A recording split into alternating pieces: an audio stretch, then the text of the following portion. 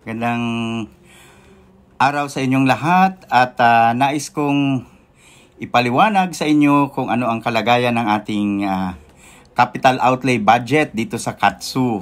Alam nyo po sa nakaraang 3 taon ay halos nabigyan ang KATSU, Catanduanes State University, ng mahigit 800 million pesos na budget for capital outlay. Ito ay magmula ng 2018, 19, 2020 at tuloy-tuloy sa taong 2021 kung saan ay nagsimula na akong manungkulan noong June 24, 2021. Ang kasamaang palad ay ang aking inabutan, halos mahigit sa 500 million pesos ang hindi natapos na proyekto sa infrastructure ng KATSU. Anong ibig sabihin po nito? Ang ibig sabihin nito, ang absorptive capacity ng KATSU ay napakababa. Ibig sabihin, binigyan tayo ng 800 million sa loob ng 3 taon, pero hindi natin ito natapos. Kung kaya naman, sa paningin ng DBM, since mababa ang ating absorptive capacity, ibig sabihin ay bakit nga ba naman tayo bibigyan ulit ng additional budget for capital outlay? Yun ngang 800 million ay hindi pa natin nauubos. At in-extend sa 2021, inong inabutan ko, mahigit sa 500 million pa ang hindi na i-implement out of 800 million na ibinigay sa atin for the past 3 years. No? So, agad ko itong tinutukan at pinag-aralan kung bakit nga ba hindi natin nauubos ang 800 million budget for infrastructure. At ang kinalabasan nito, napag-alaman natin na ang daming inabando ng project na infrastructure dito sa KATSU at kasama na dito yung main building na inabando na ng contractor at hindi na tinapos. Ganon din yung ating grandstand at ganon din yung ating hotel na nagkakahalaga ng halos 80 million pesos. So ang naging solusyon natin dito ay una, habulin yung mga nag-abandona ng kontrata at i-blacklist sila at yun namang pwede pang masalba ay ipatapos sa kanila, kausapin sila at alamin ko ano ang mga naging dahilan. Nung ating makausap ang ibang mga kontraktor, ang sinasabi nila ay paano pa namin tatapusin yung mga kontratang yan? Ang laki-laki ng hinihingi sa amin at minsan umaabot ng 30%. At sa ganitong sitwasyon, paano nga ba naman tatapusin yung proyekto? Kaya't inabandona na lamang, no? At hinabol natin ito, inayos, at sa tulong ng ating team, no, dito sa KATSU, nakumbinsi natin yung iba na ituloy ang proyekto. Kung inyong makikita ngayon ang main building, halos 2 o 3% na lamang ay matatapos na ang project. It's now at around 97%. And we hope that this December it will be completed. Yung iba naman na inabando ng proyekto gaya ng hostel ay atin ngayong inirebid at hopefully may award natin sa mga bagong contractors. Yung 2 pang proyekto sa Panganiban at saka yung isang building sa extension ay atin na rin pong nai-award. In fact, ay nagsisimula na sila. So madaling salita ay nahahabol na natin ngayon yung mga worth 500 million na hindi na tapos noong nakaraang administrasyon. Take note, 5 buwan ko pa lamang po. At sa tingin natin, kapag tuloy-tuloy itong ating ginagawa, lahat naman itong projects na ito ay matatapos. Sumasabay dito yung ating proyekto para sa 750 kVA na generator at sa ating solar project na worth 20 million naman. At kasama na rin dyan yung isa pang proyekto, yung 24.9 million na smart campus project natin na atin na ring ipinapabid. So, sa tingin ko po, ito naman ay ating mahabol. Kaya't umapila tayo sa Senado at sa Kongreso na i-restore yung ating budget. At ang ating mga justifications dito, una ay nag-celebrate tayo ng ating 50th year anniversary. Ibig sabihin, 50-year-old na halos yung ating mga buildings dito, no? At kailangan i-retrofit ito, i-repair para tumagal yung mga building, otherwise, delikado ito na gamitin. Pangalawa, dahil sa full implementation ng K-12, ay tumaas ang ating enrollment mula sa 8,500 to 12,500. So, ibig sabihin, nangangailangan tayo ng additional classrooms and capital outlay para maisakatuparan ito. Otherwise, anong gagamitin ng students na nadagdag sa ating enrollment? So, kailangan talaga magkaroon tayo ng additional classrooms and buildings para ma-accommodate sila. Pangatlo dyan, tayo ay nabiktima ng Typhoon Rolly. At ibig sabihin nito, marami talagang buildings na nasalanta, nasira ng bagyong Rolly at kailangan natin ng pondo for capital outlay para ma-repair sila. Otherwise, mabubulok ito. May mga buildings tayo katulad ng College of Agriculture and Fisheries na dahil nasira yung bubong, bumabaha, parang swimming pool yung 3 classrooms doon. At kung pababayaan natin ito at hindi i-repair, lalong mabubulok. So, ang pang-apat pa dyan na dahilan ay nagkaroon tayo ng economic zone project at natural lamang na mag-invest tayo for capital outlay sa road network, sa utilities at sa buildings na rin para merong mapuntahan ang ating mga prospective locators sa ating economic zone. Ang panglima, syempre, naghahanda tayo para sa pagbabalik sa face-to-face mode at base na rin sa CHED requirements, kailangan i-retrofit ang mga classrooms upang maging safe sa kanilang pagbabalik sa face-to-face mode ang ating mga estudyante at mga guro. So, dapat maihanda ng maayos itong mga classrooms at nangangailangan din tayo kahit papano ng suporta na budget para sa ating capital outlay. Yan po ang ating pinaliwanag sa ating mga nilapitang mga congressman at mga senador na nagpakita naman ng suporta sa KATSU at talagang todo ang suporta na ating hiniling sa kanila at yun naman ay ibinigay sa atin. At yun po ang nais kong ipaliwanag sa lahat na ang ating mga kaibigang congressman at senador ay todo suporta naman po sa KATSU. So, sa akin po, nais ko kayong i-assure that the KATSU administration is doing its best. And in fairness sa ating congressman, si Congressman Hector Sanchez, kasama po natin siya sa pagsusulong nito sa paghahanap ng paraan para ma-restore ang ating budget. Ngayon, ang iba pang mga regents natin ay aktibo ring tumutulong sa atin. Andiyan dyan si Regent Boy Gabionsa na walang humpay sa pag-alalay sa atin para makausap ang ilang mga senador na tayo ay suportahan sa ating budget, lalo na sa ating capital outlay. Dahil yung 3 million na ibinigay ng DBM, out of the 766 million na ating iprinopose, ay talaga namang hindi makakasapat sa 5 kadahilanan na ating sinabi na kanina. At si Regent Boy Gabionsa ay kasama nating nakipag-usap, nagpaabot ng ating panghihingi ng tulong kina Senator Angara at kay Senator Joel Villanueva na pareho namang nagpakita ng suporta. At gayon din naman ang ating mahal na gobernador, si Kuyang Joseph Buboy Kua. Siya rin po ay tumulong sa atin na nagpaabot ng paghingi naman ng suporta kay Senator Win Gatchalian. So, hindi po nagpabaya ang ating mahal na Congressman Hector Sanchez at gayon din ang ating gobernador na si Joseph Buboy Kua.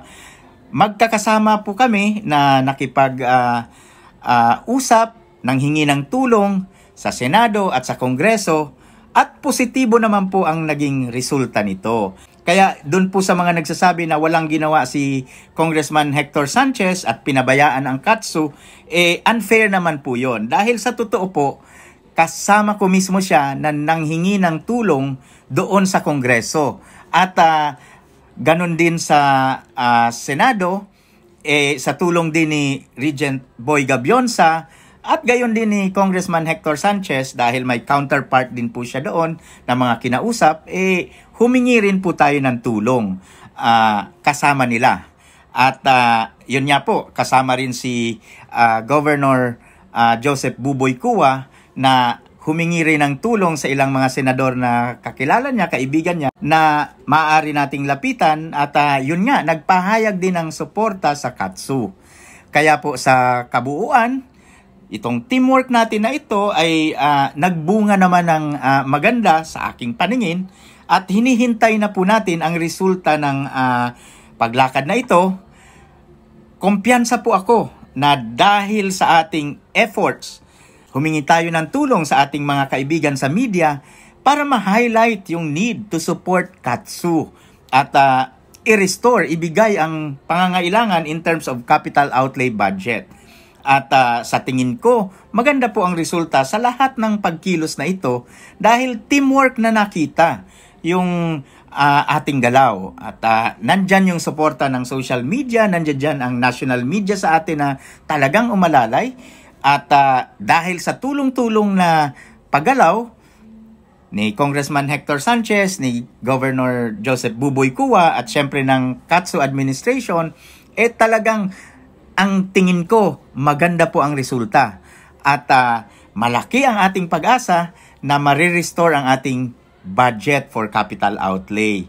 So sa tingin ko, hintayin natin yung magandang balita dahil padating na ang desisyon sa ating national budget at malaki ang aking paniniwala dahil sa assurances ng ating mga kaibigang congressman at senador na tumulong sa atin sa alalay ni na Congressman Hector Sanchez, Governor Joseph Buboy Kua at syempre ang ating regent, si Regent Boy Gabionsa. Gayon na rin ang CHED, no? At ang PASUK na tumulong din sa lahat ng SUCs na may ganitong problema para malunasan ang problema o issue sa capital outlay budget. So, yan po. Another proof na kapag ka may teamwork, may magandang resulta na mangyayari. At yan na nga po ang lagi kong ine-emphasize, ang bawat problema na ating nakakaharap, kailangan may teamwork tayo. Kasi pag wala, talagang sa kangkungan tayo po pupulutin. Kaya naman ang KATSU, palaging nakikipagtulungan sa ating local and national government agencies para makahingi ng tulong at ng alalay para sa mga ganitong mga concerns, no? Lalo na sa capital outlay budget na kung saan ang Kongreso, ang Senado, ang siyang magbibigay ng solusyon dito. So, sa muli po, gusto kong magpasalamat sa lahat ng umalalay sa atin para ma-restore ang budget ng KATSU. Huwag po kayong mag-alala, hindi po natin papayagan na hanggang 3 million lang ang ating capital outlay. Pero lesson po ito. Ang ibig sabihin, kapag tayo next time binigyan ng mas malaking budget, kailangan i-implement natin ang budget, i-implement natin yung mga projects kaugnay ng mga budget na ito. Dahil kung hindi, ano nga ba namang dahilan para bigyan tayo ng additional budget kung hindi natin kayang ubusin yung nauna nang naibigay? Malaking leksyon ito. Ibig sabihin, ang korupsyon hindi dapat payagan dito sa loob ng KATSU. At yung mga infrastructure projects hindi dapat ginagatasan. Otherwise, ang mangyayari sa susunod, baka hindi na talaga i-reconsider yung mga budget na binibigay sa atin. Baka sa susunod, talagang tuluyan ng 3 million o baka zero pa nga ang capital outlay budget na ibigay sa atin.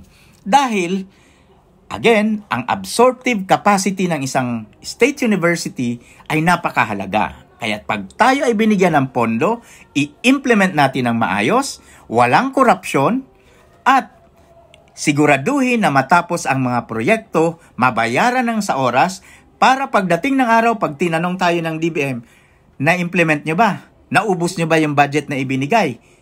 Opo ang sagot natin. Malinaw, klarado, na na-implement yung mga programs na yon. At yan po ang ating ginagawa sa kasalukuyan. Matutuwa kayo dahil sa susunod na taon, meron na tayong Olympic size pool, yung ating hostel na inabando na matatapos, at yung ating men's dorm ay gayon din, matatapos din.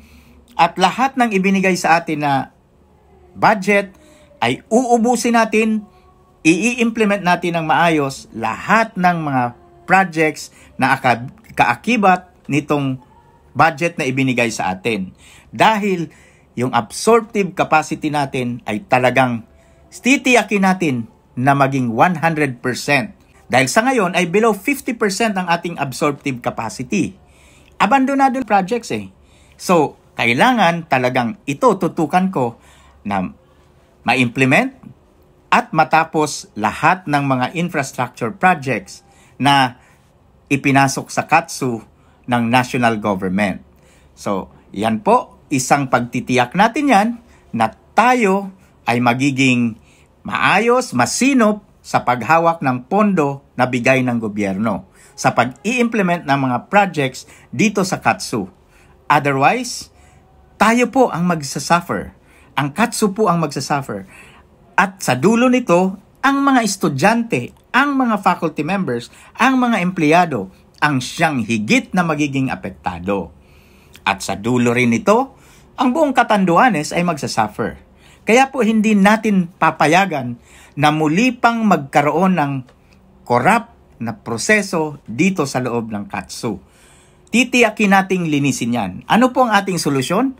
Sa ngayon, makikita ninyo sa mga susunod na araw, maaaring may mabalitaan kayo na andyan na. The long arms of the law has already caught up with those who are responsible in bastardizing, in maligning the processes and our procedures, and especially in dipping their fingers into the infrastructure budget of the university. So, yan po. Titiyakin po natin na yan ay ma-address upang itong problemang kinaharap natin ngayon ay hindi na mangyari. At sa tingin ko, leksyon ito para sa lahat. Sa mga empleyado, kapag may nabalitaan kayo, wag na wag kayong basta mananahimik. Wag kayong papayag na ganyan na lamang ang mangyari sa ating mahal na universidad. Dahil alam naman po natin na mali ito at hindi dapat napayagan, hindi tayo magbulag-bulagan o papasukin na lang sa isang tenga, ilabas dito o ipikit ang ating mga mata sa mga nangyayaring ito. Dahil sa dulo, ang kawawa po ang ating mahal na universidad. Sa ngayon, ang magandang balita ay malakas ang loob ko na sabihin na itong budget na 3 million ay hindi matutupad at maire-restore yung talagang tamang budget sa KATSU. Kaya naman, ngayon tinitiyak natin at malakas ang loob ko na sa tulong na ginawa ng ating Congressman Hector Sanchez, ni Governor Joseph Buboy Kua, at syempre yung effort ng ating administration, gayon din sa tulong ni Regent Boy Gabionsa, ang ating budget ay marirestore. So, nandyan yung tulong ng pasok at nandyan din ang tulong ng CHED sa atin. Hindi naman nagpabaya na ang ating mga kaibigang congressman at senador ay talaga namang umalalay sa KATSU. So, yan po. At sana ay nalinawan lahat patungkol dito sa ating problema sa pinaliit na budget ng capital outlay ng KATSU. Pero yung 3 million na yan na ibinigay sa atin ng DBM ay atin na pong nalunasan. Sa tingin ko po, padating na at i-aanunsyo na, malaki ang paniniwala ko na sa mga susunod na araw ay ilalabas na yung magandang balita na ang budget ng KATSU ay na-restore na. So, yun lamang po. Maraming salamat at malapit na po ang Pasko. Sana ay maging masaya ang ating Pasko at sana po ay manatili tayo na healthy, COVID-free sa mga darating na araw. Yun lamang po at sa muli magandang araw sa inyong lahat.